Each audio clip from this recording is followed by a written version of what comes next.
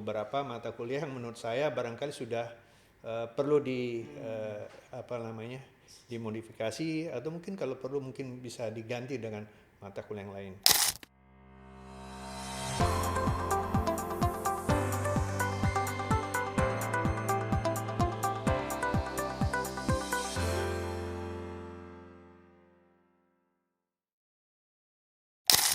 Visip Talk kali ini adalah Visip Talk yang spesial. Kenapa? Karena kita akan hadirkan 5 narasumber calon dekan Visip UI. Yang pertama, sesi pertama ini kita kedatangan Mas Ricardi.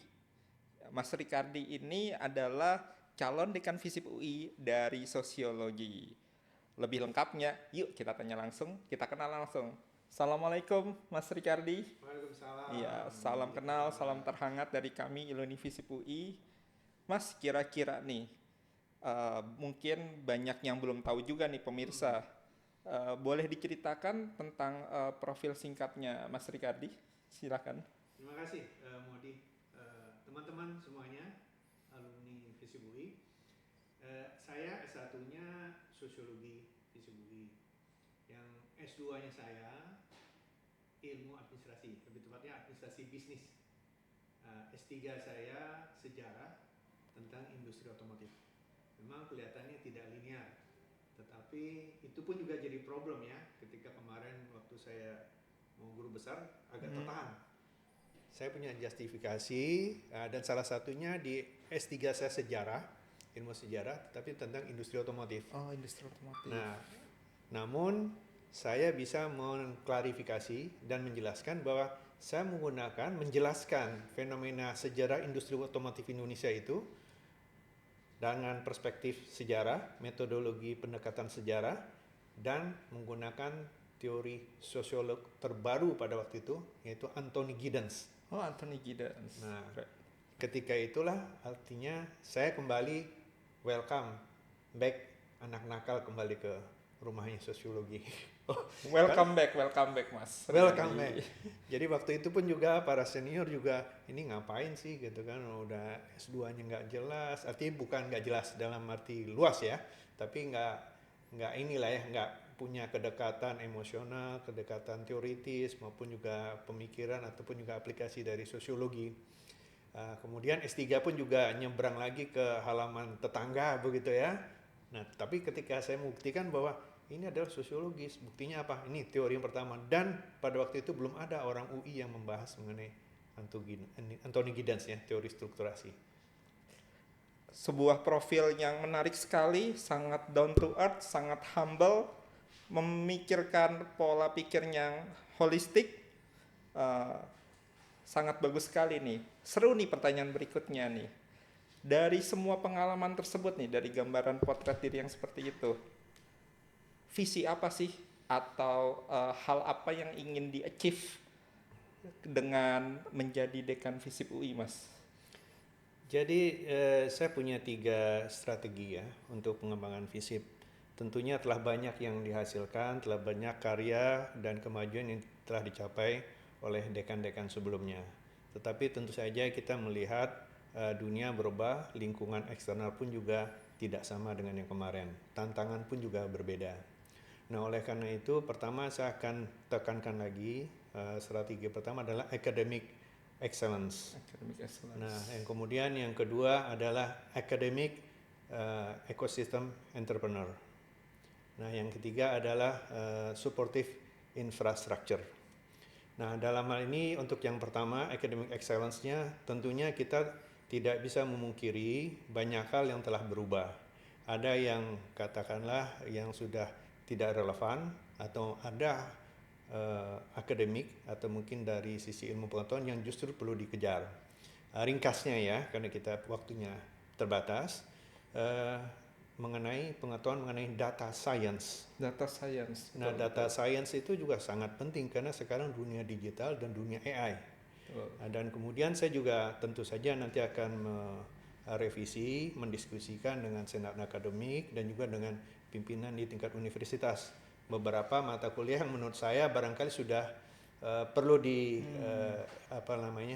dimodifikasi atau mungkin kalau perlu mungkin bisa diganti dengan mata kuliah yang lain.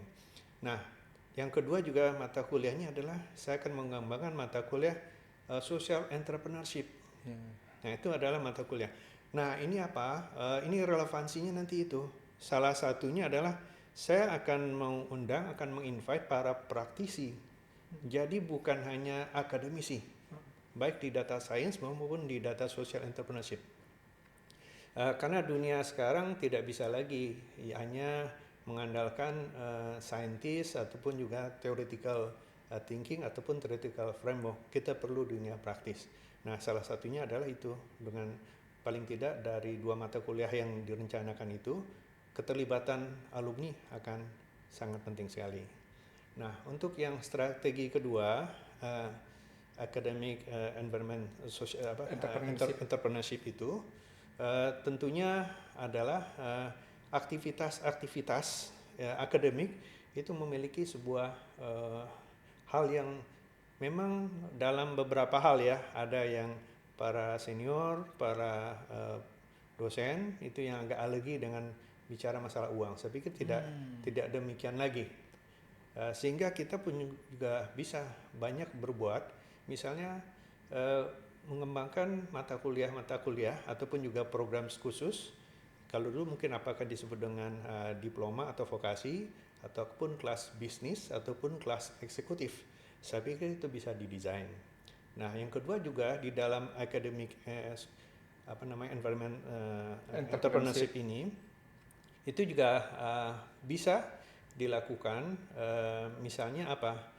Kita membuat atau mengundang para katakanlah para pengusaha-pengusaha besar untuk mengisi di mata kuliah. Artinya apa? Kalau kita invite orang, kita apresiasi, tentunya bisa dong nanti bantu kita juga dong. Apakah akses untuk mendapatkan funding atau bisa jadi mereka datang sendiri. Nah, ini mungkin kurang lebih sederhananya begitu ya ringkasan. Nah, untuk yang ketiga, supportive infrastructure. Kita lihat ya, FISIP UI kan sudah ada tahun 1987 ya. Kemudian memang telah banyak yang dilakukan, perawatan, servis dan segala macam. Tetapi tidak bisa dipungkiri lagi apakah struktur kelasnya, apakah desain ruangannya, termasuk juga papan tulisnya jauh ketinggalan. Malu kalau saya bandingkan, saya juga ngajar di tempat lain, apakah di UI sendiri dan juga saya juga lihat di beberapa perguruan tinggi yang ada di Indonesia, kayaknya perlu kita perkuat ya. Dan dalam hal ini ruangan kelas itu bukan hanya ruangan kelas biasa saja. Ruangan kelas itu kita juga terbuka buat masyarakat luas. Artinya nantinya juga pendidikan itu bukan hanya untuk dari mahasiswa saja.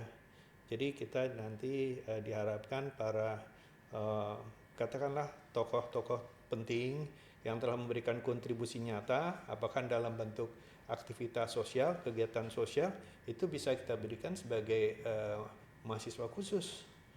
Jadi ada imbal baliknya ya, artinya kehadirannya FISIP UI itu bukan hanya sebagai menara gading yang hanya mungkin dinikmati oleh mahasiswa yang jalur reguler saja, tapi para pekerja sosial yang di luar pun bisa kita anggap, bisa kita jadikan sebagai mahasiswa khusus. Nanti skemanya tentunya akan melihat dari kebijakan yang ada di universitas ya tentunya. Akhir kata, Mas Ricardi, kami dari Iluni FISIP UI mengucapkan sangat terima kasih atas dedikasinya Mas Ricardi selama ini dan juga niat yang besar dan tulus untuk bisa membesarkan FISIP UI bersama dengan Iluni FISIP. Ya. Semoga apa yang telah diniatkan bisa diijabah, bisa terlaksana dengan baik, membawa kebermanfaatan bagi kita semua. Akhir kata, terima kasih buat Madam Ena, keren banget studionya. Terima kasih juga buat X8 studio kita yang kita pakai ini. Dan yang terakhir, yuk gabung ke Iluni FISIP UI sekarang juga.